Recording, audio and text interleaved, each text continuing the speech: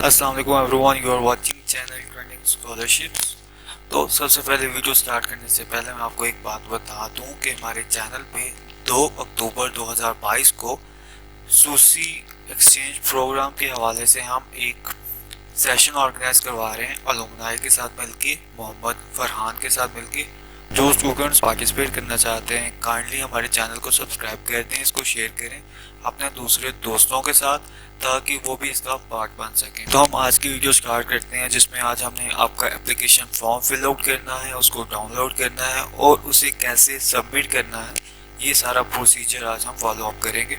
तो सबसे पहले जो है, आपने जो लिंक आपको डिस्क्रिप्शन में गिवन होगा, सबसे पहला उस पर क्लिक करना है ताकि आप सूसी की ऑफिशियल वेबसाइट पे आ सकें और इसका फॉर्म डाउनलोड कर सकें। जब आप उस पर क्लिक कर देंगे देन आप जो है वो ऑफिशियल यूएससीएफ की प्लेटफॉर्म पे आ जाएंगे, वेबसाइट पे। एंड देन आप टॉप पे देख रहे हैं, यहाँ पे लिखा हुआ एप्लीकेशन फॉर्म 2023। अगर आप मोबाइल पे ओपन करते हैं तो यही फॉर्म आपको एट द लास्ट पे मिलेगा, लेकिन अगर आप लैपटॉप पे ओपन कर रहे हैं तो यही फॉर्म आपको एट द टॉप पे मिलेगा। तो आपने इस फॉर्म पे क्लिक कर देना है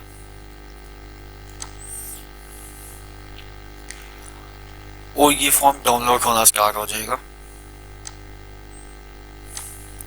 आपको इसके बारे में बताता चलूँ कि अभी ये फॉर्म जो है डाउनलोड हो चुका है और ओपन हो रहा है। सो इस फॉर्म में हो सकता है वो चेंजिंग्स 1-2 दिन में हो जाए, लेकिन आप इस फॉर्म को फिल आउट करें और अगर कोई चेंजिंग होगी तो एट द लास्ट आपके पास आपने पूरा फॉर्म चेंज नहीं वो करेंगे, कोई 1-2 क्वेश्चन चेंज करते हैं तो आप उसको फॉलो अप करके उसमें चेंजिंग्स कर सकते हैं। सबसे पहले आपने ये फॉर्म डाउनलोड कर लेना है।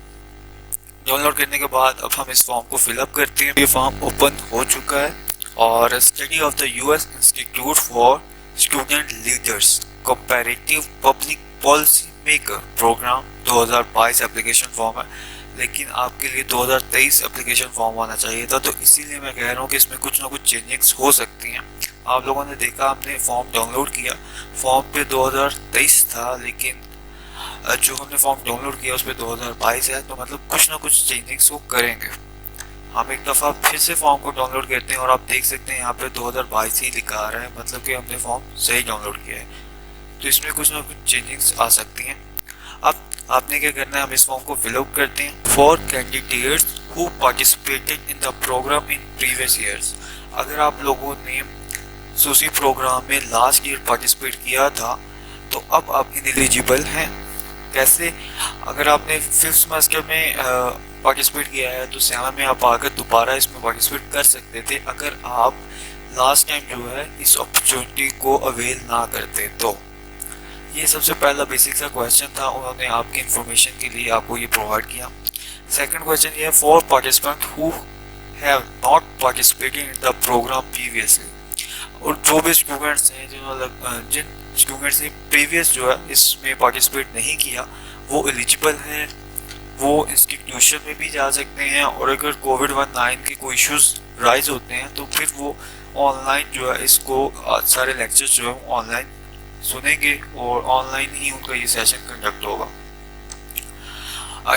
उन्होंने लिखा हुआ है, questions before you start filling the form, Have you ever applied for SUSI Student Leaders Comparative Public Policy Making Program? अगर आप लोगों ने इस स्कॉलरशिप पे अप्लाई किया है तो आप यस लिखेंगे, नहीं तो आपने यहाँ पे नो लिखना है। ओके गाइस, अगर आप लोगों ने ये सूसी स्टूडेंट्स लीडर्स का प्रोग्राम पहले अप्लाई किया है तो आप यस लिखेंगे, नहीं तो इस जगह पे आप नो लिख देंगे। सो आपने यहाँ पे सूसी स्टूडेंट्स लीडर्स प्रोग्राम अगर आपने अप्लाई किया आप यस लिखें, नहीं तो आपने नो लिखना है यहाँ पे। इसके अलावा आपको बताऊं, स्टूडेंट्स पूछते हैं कि क्या वुमेन लीडरशिप प्रोग्राम के लिए पासपोर्ट की ज़रूरत होती है, तो यस, आपको वुमेन लीडरशिप प्रोग्राम में अगर आप अप्लाई करना चाह रहे हैं तो उसके लिए आपको पासपोर्ट की ज़रूरत है, लेकिन अगर आप सूसी प्रोग्राम के लिए अप्लाई कर रहे हैं तो आपको पासपोर्ट की ज़रूरत नहीं है। हम स्क्रॉल डाउन करते हैं, सेक्शन ए पे आ चुके हैं जहाँ पे आपको कैंडिडेट की इंफॉर्मेशन प्रोवाइड करनी है। सबसे पहला क्वेश्चन ये है, current academic institution and city name, और यहाँ पे आप लोगों ने अपनी यूनिवर्सिटी का नाम और उसकी सिटी लिखनी है। उसके अलावा कैंडिडेट फुल नेम, आपने अपना सरनेम पहले लिखना है, आपके फादर का नेम,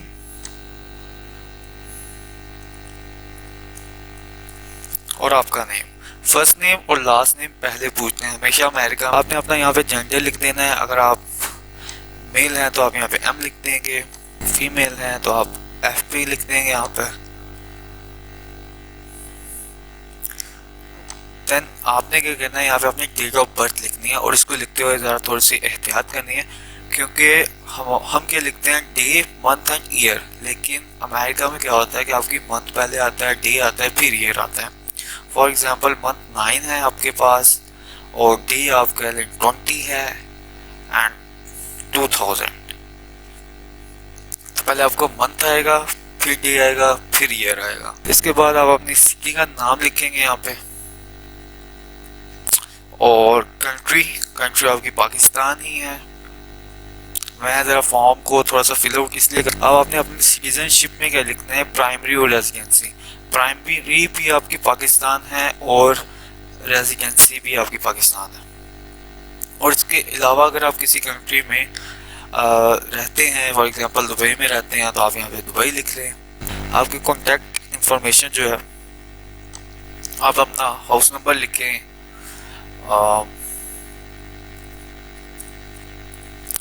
फॉर एग्जांपल मैं यहाँ पे थोड़ा सा लिख देता हूँ, मॉडल टाउन, और अपना हाउस नंबर वगैरह सारी तफसील आप लिख सकते हैं। यहाँ पे पूरी डिटेल दें और आप अपनी सिटी का नेम, अपना प्रोविंस का नेम, पोस्टल कोड। अब अगर आपको आपका पोस्टल कोड नहीं मालूम अपनी सिटी का, आपने सिंपल जाके गूगल करना है, अपनी सिटी का नेम लिखना है और साथ पाकिस्तान लिखना है, आपको आपका पोस्टल कोड जो है वो मिल जाएगा। आपने अपनी होम कंट्री पाकिस्तान, यहाँ पे आप अपना फ़ोन नंबर लिखें एंड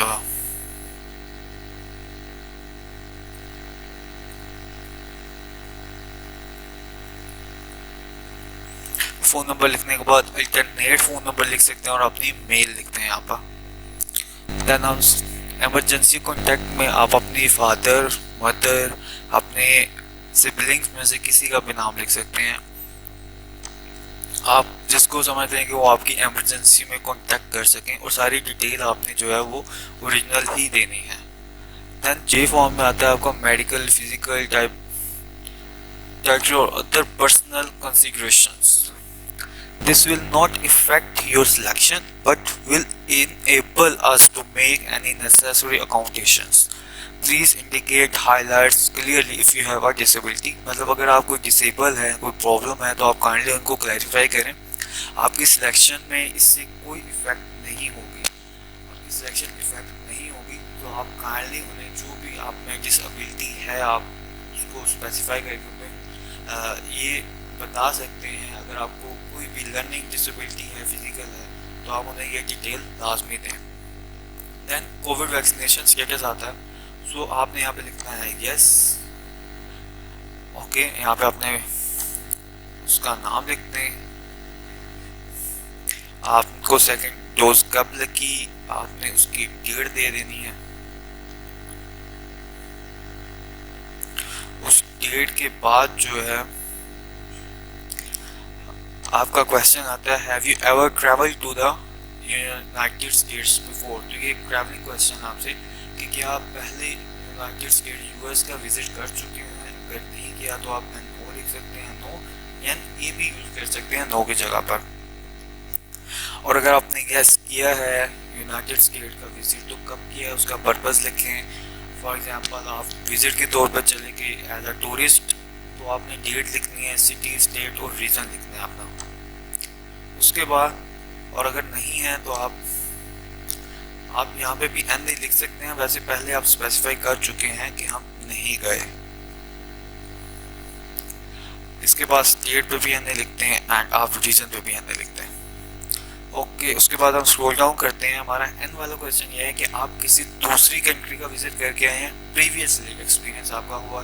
फॉर एग्जांपल आप सऊदी अरेबिया चले गए, दुबई चले गए एज अ विजिट के तौर पे, उम्रे के तौर पे, तो आप यहाँ पे जो है उसका purpose, date, city, state, description लिख सकते हैं कि आप क्यों गए थे। तो अपनी सारी ट्रिप आपने यहाँ पे बतानी है। याद रखिए अपनी कोई बात भी रिटर्न ना रखें लोगों से, क्योंकि यूएस आपकी जो एम्बेसी है उसे आपके बारे में पूरी डिटेल मालूम है, तो झूठ बोलने से आपका ही नुकसान होगा। सो अगर आप नहीं गए तो आपने यहाँ पे भी एन ए या नो लिख देना है। क्वेश्चन वो है कि क्या आपकी जो फैमिली है क्या वो यूनाइटेड स्टेट में कोई रेजिडेंसी है उनकी। फॉर एग्जांपल आपके पेरेंट्स हैं, सिबलिंग्स हैं, चाहे वो मैरिड हैं या अनमैरिड हैं, उनके चिल्ड्रन हैं या नहीं हैं, तो कोई ना कोई तो अगर है यूएस में तो कहाँ पर है, उनका नाम लिखें, रिलेशनशिप आपके साथ क्या है, स्टेट सिटी क्या है और ऑक्यूपेशन क्या है उनकी वहाँ पे। तो ये था आपका आपकी डिटेल, कैंडिडेट की डिटेल उन्होंने सारी ले ली है। सेक्शन बी में कैंडिडेट का बैकग्राउंड आ जाता है जिसमें आपकी एजुकेशन आती है।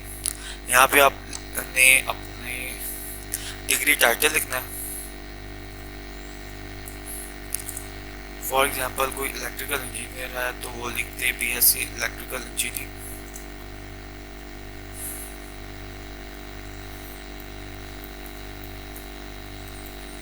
ओके, यहाँ पे अपना अपना साल लिखना है, अपना ये लिखें। उसके बाद आपने इंस्टीट्यूशन का नेम लिखना है। उसके बाद सिटी लिखनी है। उसके बाद अपनी आपने ग्रेजुएशन डेट लिखनी है। एक्सपेक्टेड है तो एक्सपेक्टेड डेट जो होती है वो मई जून की होती है। तो आप अगर 2019 के स्टूडेंट हैं तो मई जून 2023 में आप फ्री हो जाएंगे। 2020 के हैं तो मई जून 2024 में आप लोग फ्री हो जाएंगे। तो ये चीज़ें एक्सपेक्टेड होती हैं तो आपने इस तरह लिख देनी है। और अपना सीजीपीए वगैरह जो भी आप लोगों का सीजीपीए आप वो लिखते हैं यहाँ पे। और आपने प्रीवियस में क्या लिखना है, आपने यहाँ पे अपनी इंटरमीडिएट की इंटर की सारी डिटेल दे देनी है। आपने किस साल में डिग्री हासिल की, इंस्टीट्यूशन का नाम क्या था, उसकी सिटी और उसकी ग्रेड। अब मैं ये सारी डिटेल कुछ यहाँ पे नहीं करेंगे, सिंपल सी चीज़ है तो आप लोग इसे खुद हैंडल आउट कर सकते हैं। Scholarship, are you currently on और have you ever earn any kind of scholarship. अगर आपने यूनिवर्सिटी में कोई स्कॉलरशिप ली है आप काइंडली उसका रेफरेंस दें। अगर आप स्कूल में ले चुके हैं आप उसका रेफरेंस दे सकते हैं, या आपको इंटरनेशनल स्कॉलरशिप भी हो गया है आप उसका रेफरेंस दे सकते हैं। उसके अलावा मेन क्वेश्चन आ गया है वर्क एंड वॉलंटियर एक्सपीरियंस। ये बहुत इंपॉर्टेंट है क्योंकि यही आपकी लीडरशिप की जो एक्सपीरियंस है उसे शो करेगा। ये बहुत इंपॉर्टेंट है। यहाँ पे आप लोग जो है वो अपनी डिटेल दें। यहाँ पे आप लिख सकते हैं IEEE ब्रांच लाहौर। इसके अलावा अगर आप दूसरे एशरे के बारे में लिखते हैं, तीसरा आप किसी और के साथ का पार्ट बन चुके हैं तो आप उसका लिखें। इसके अलावा जो है मेंबरशिप अगर आप लोगों ने किसी के लिए है, फॉर एग्जांपल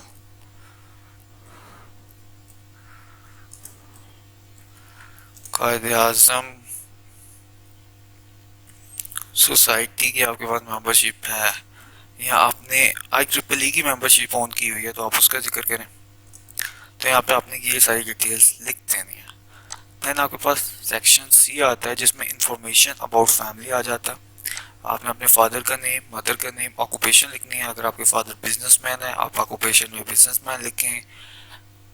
अगर वो कोई शॉप रन करते हैं आप वो लिख सकते हैं। मदर आपकी हाउस वाइफ हैं तो आप वो लिखें। अगर वो जॉब कर रही हैं तो आप वो लिख सकते हैं। देन उनका आपने अगर एड्रेस आपसे डिफरेंट है तो आप वो लिख सकते हैं। टेलीफोन और ईमेल आपने दे देना है। एड्रेस यहाँ पे जॉब का पहले था वो भी लिख सकते हैं। उसके अलावा आपकी ब्रदर और सिस्टर्स की डिटेल आ जाती है, उनके नाम स्पेसिफाई करें, उनके जेंडर, एज, ऑक्यूपेशन लिखते हैं। ऐसे करें कि पहले बड़ा भाई उससे छोटा, फिर उससे छोटा, जैसे भी है आप इस तरह उसे क्लैरिफाई कर सकते हैं। उसके बाद आता है list of siblings who have attended SUSI और any other US government funded exchange program in previous year.